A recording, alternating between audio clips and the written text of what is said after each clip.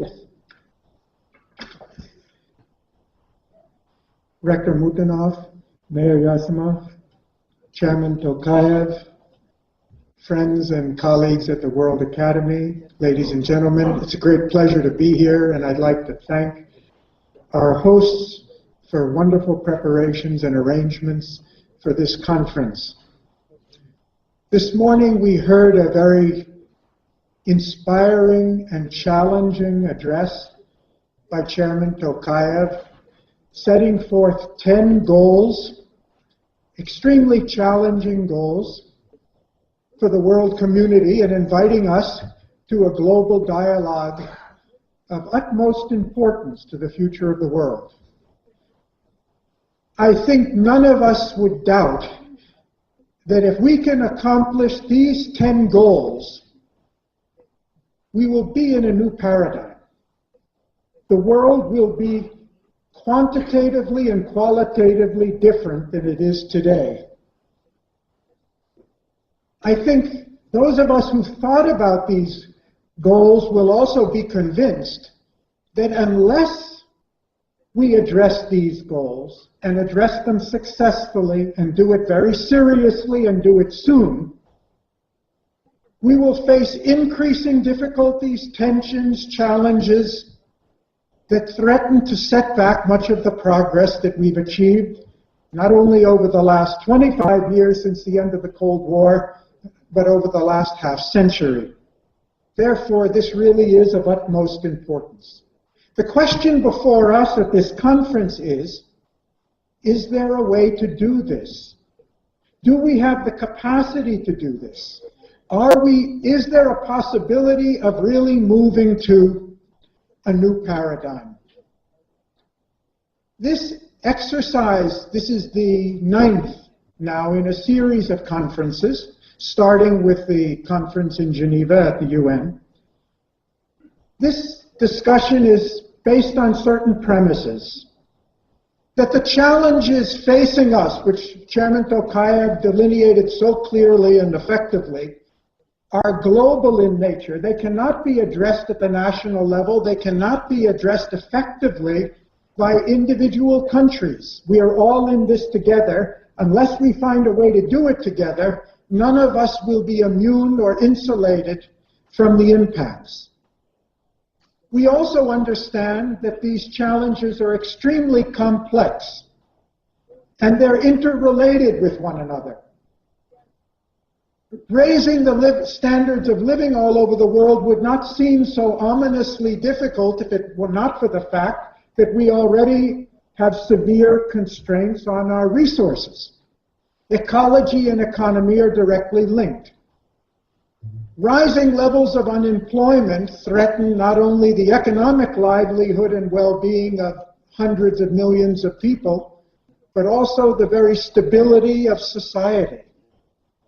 Our political stability, our security are at stake. So these issues are not only difficult, but they're also highly interrelated. And therefore it's clear that compartmentalized approaches that we have been following all up until now, trying to deal with each of these in isolation, is simply not sufficient.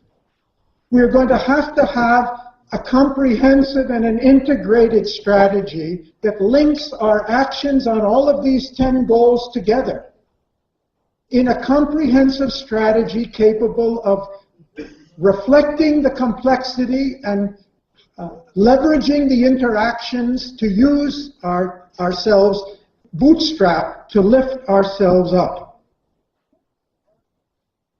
But we also know that there are significant changes taking place in the world. We're not in a static environment. There are deep drivers which we're going to be discussing later this morning.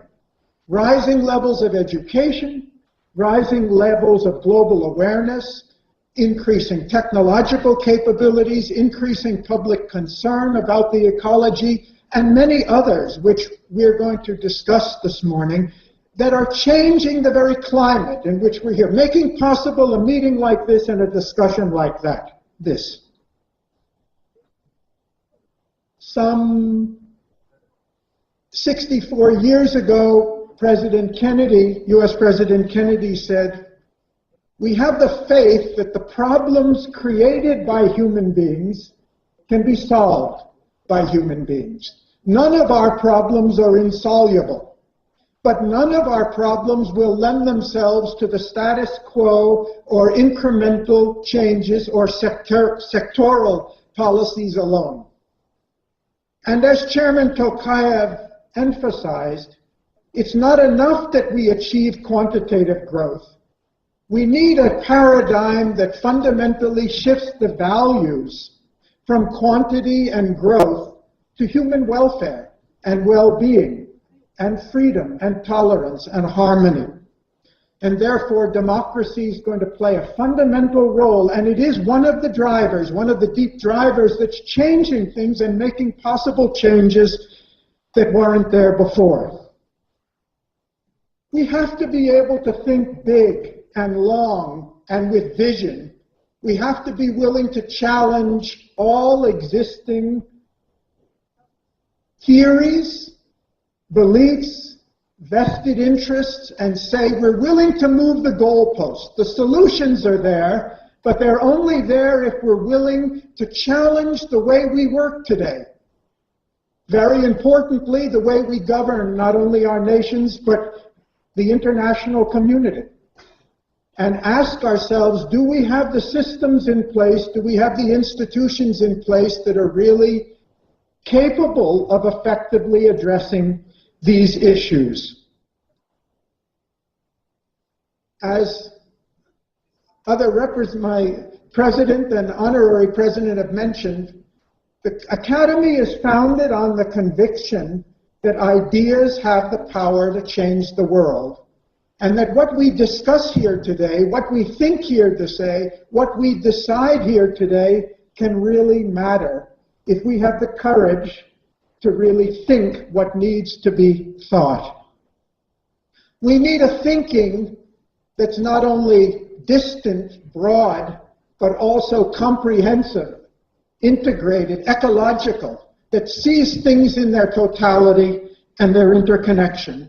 And for that, education becomes our primary instrument. It's going to be the primary instrument that helps us change the world in the future.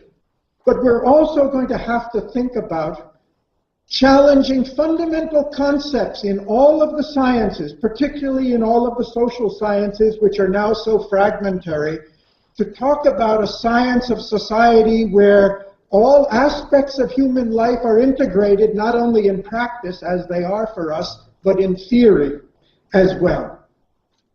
Today we face a paradox. The world has more than enough resources to meet all our challenges.